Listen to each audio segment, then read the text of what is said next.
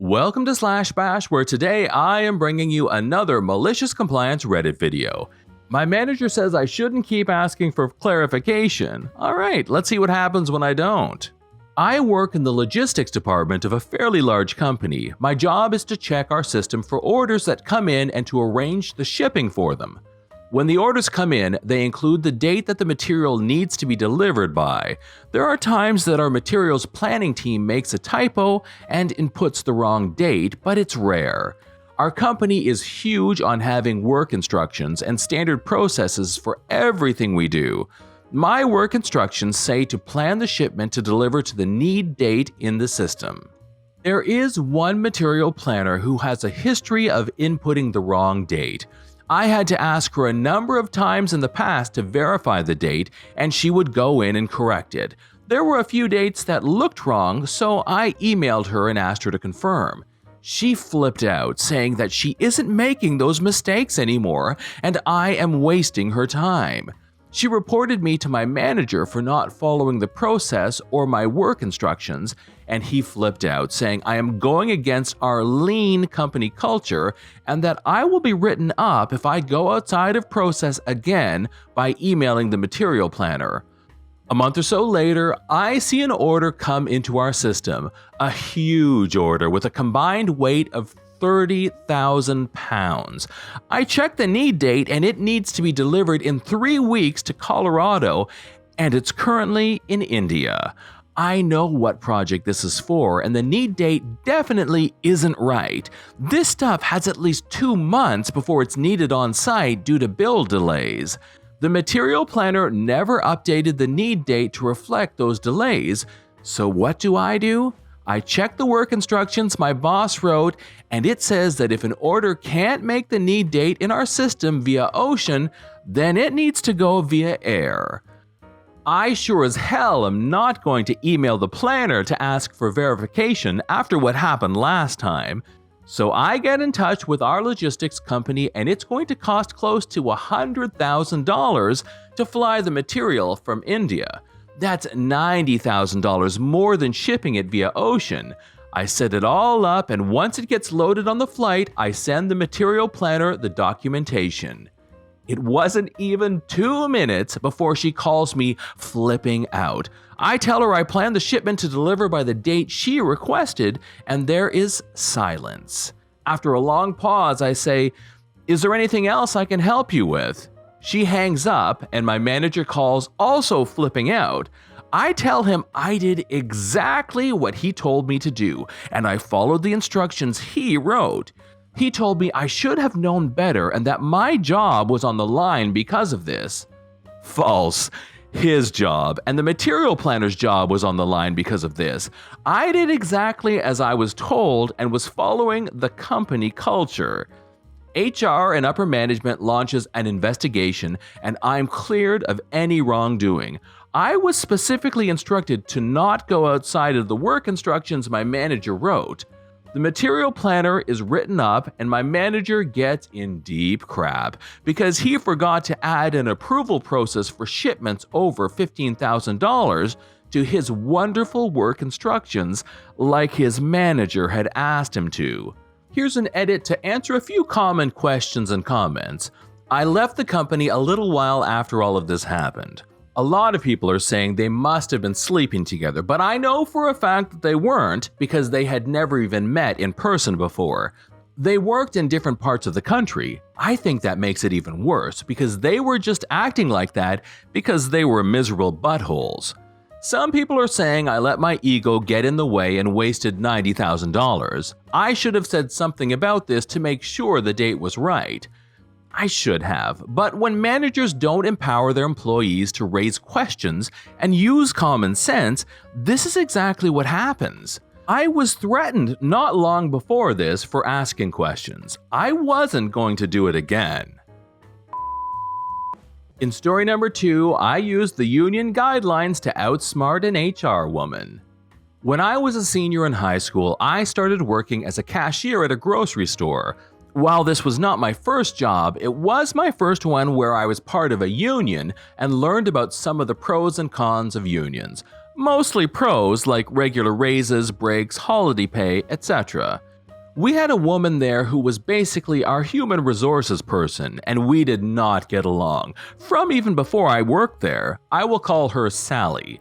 I came in for my interview and Sally was not there and had left work for the day. I remember apologizing and saying, "I must have mixed up the days. Is there any way you can find out which is the correct day for my interview?" The manager on duty advised me that I was correct as they had checked the calendar in her office and she had written it down, and so he, the front-end supervisor, and the other manager who came in to start his shift all interviewed and hired me instead.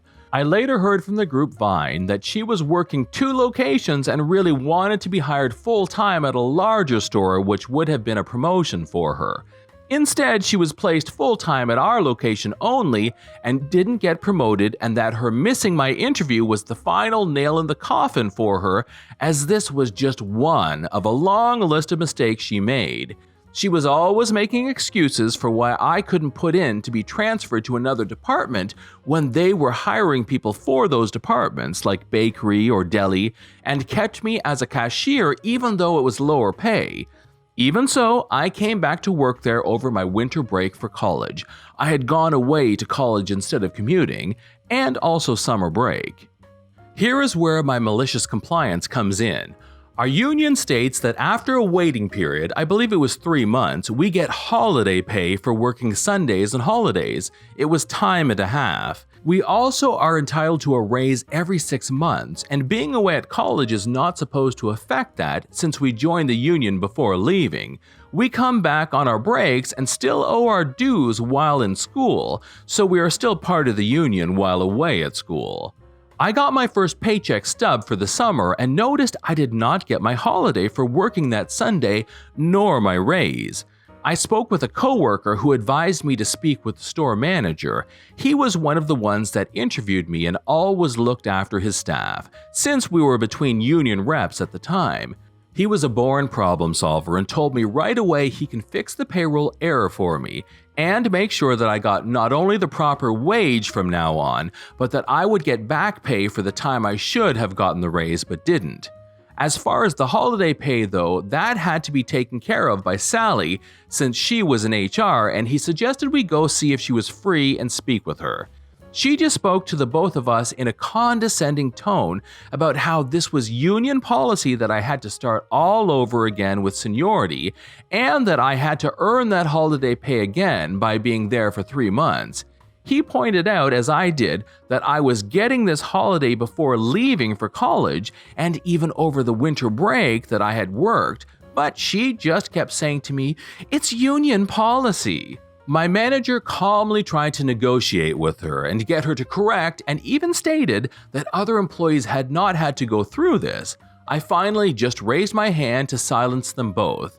"Okay, so you are saying that I can't get my holiday pay even though I was getting it before I left to go back to college at the end of January due to union policy, correct?" I asked.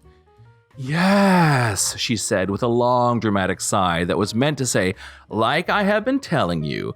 I nodded, grinned, and stated, "But union policy also states that I don't have to work holidays or Sundays, and that I can't be penalized for refusing to do so, correct?" My manager grinned at me like he was very proud of me, as he saw exactly where this was going. "Well, yes, that is true," Sally said, looking a bit nervous. "Okay, well then, here is the compromise. Since union policy states that I can't get the holiday pay for working Sundays and holidays for the rest of the summer, I will not work any Sundays or holidays, and per union policy, I am allowed to do this," I said with a shrug. She immediately started laying on the charm about how I am such a great worker and that they really need me to be there to help out with Sundays and holidays. I pointed out that they had plenty of other employees who were getting the holiday pay that they count on, and I would be glad to return to working holidays and Sundays once I got my holiday for doing so. My manager commented that he and I needed to change the schedule and casually mentioned how this was going to be hard as he now had to take me off for next Sunday and Monday, as that Monday was Memorial Day, and it was a Thursday, but that the store would just have to make it work if they couldn't find anyone willing to come in. Once she had left for the day, he called me upstairs to his office to help with the schedule since I had to work so many days each week. I walked in to find him and another manager there grinning ear to ear and telling me how proud they were of me for how I handled this situation. On Memorial Day and the 4th of July, I got a call asking if I can come in because they had other people call out sick who were scheduled. I just calmly explained that I was no longer working Sundays or holidays and that Sally could explain why. Before the end of the summer, she found a new position and quit, and the new HR person was much nicer. One of the first things she did was make sure I and a few other college students who had similar issues with the holiday got our holiday pay reinstated, and when I requested about a transfer to another department, she gladly asked around and had me put in the Health and Beauty Aids department that same week. This is John from /bash. Thanks for watching. If you've enjoyed the video and want to see more of them, then hit that subscribe button. We would love for you to drop a like, share it with your friends, and we will see you in the next one.